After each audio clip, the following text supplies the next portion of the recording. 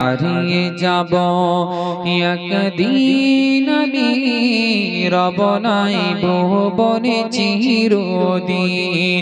হারিয়ে যাব একদিন আমি, রব নাই ভুবনে চিরদিন। ক্ষমা করে দিও তোমার আমায়, ভুল করে থাকি যদি কোনো দিন। হারিয়ে যাব একদিন আমি, রব নাই ভুবনে চিরদিন। হারিয়ে যাব একদিন আমি, রব নাই ভুবনে চিরদিন।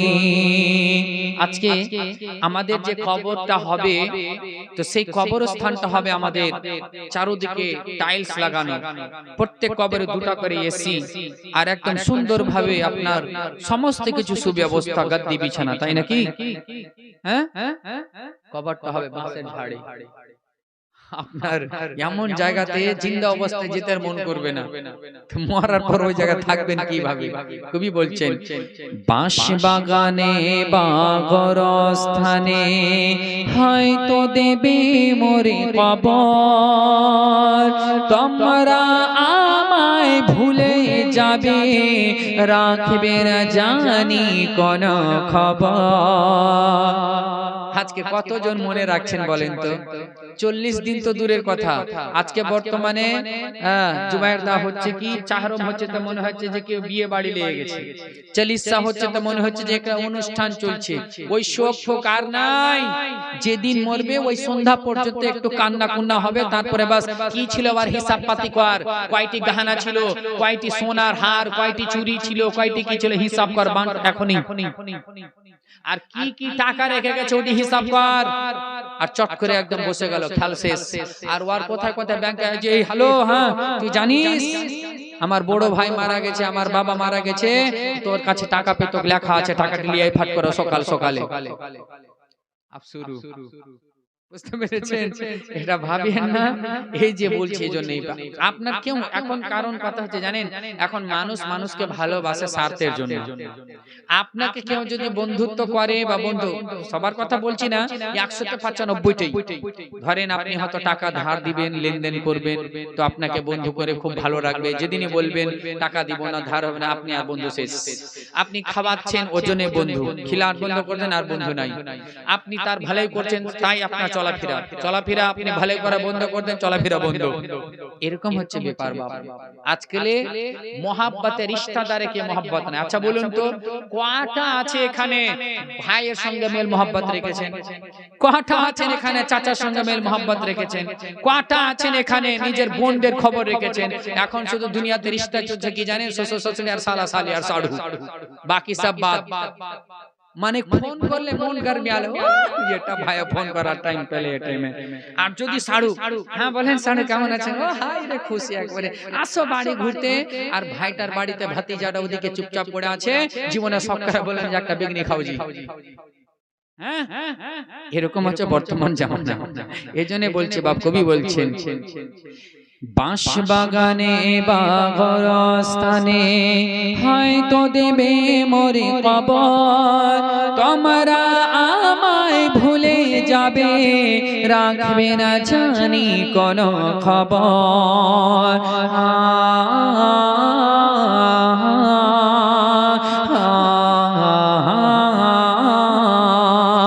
বাঁশ বাগানে বা গরস্থানে হয়তো দেবে মোরে খবর। তোমরা আমায় ভুলে যাবে, রাখবে না জানি কোন খবর। পড়বে কি মনে আমার কথা, ফেলবে কি অশ্র কোনো দিন। হারিয়ে যাব একদিন আমি, রব নাই ভুবনে চিরদিন।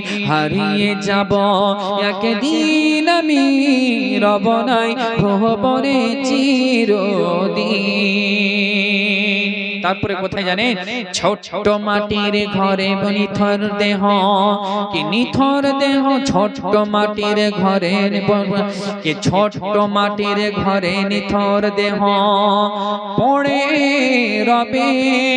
আধার কবরে আলোর প্রদীপ কেউ নাহি কব জ্বালবে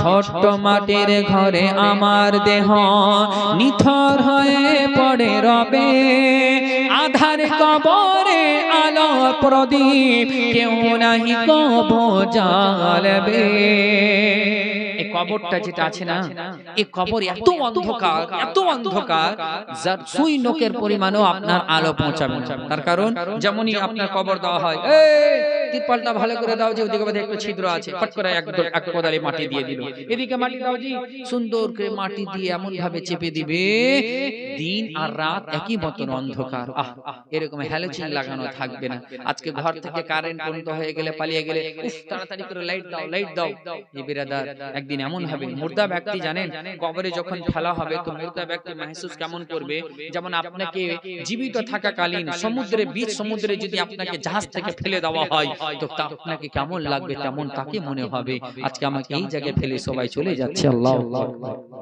ছোট্ট মাটির ঘরে আমার দেহ নিথর হয়ে পড়ে রবে আধার কবরে আলো প্রদীপ কেউ নাহি কব জ্বালবে থাকিবে না কেউ জানি আমার পাশে কাটাবো রাত্রি একাকী দিন হারিয়ে যাব একদিন আমি রব নাই ভুবনে চিরদিন হারিয়ে যাব একদিন আমি রব নাই ভুবনে চিরদিন ক্ষমা করে দিও তোমরা আমায় ভুল করে থাকি যদি কোনো দিন হারিয়ে যাব একদিন আমি রব নাই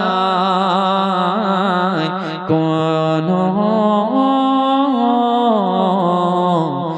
দিন চিরদিন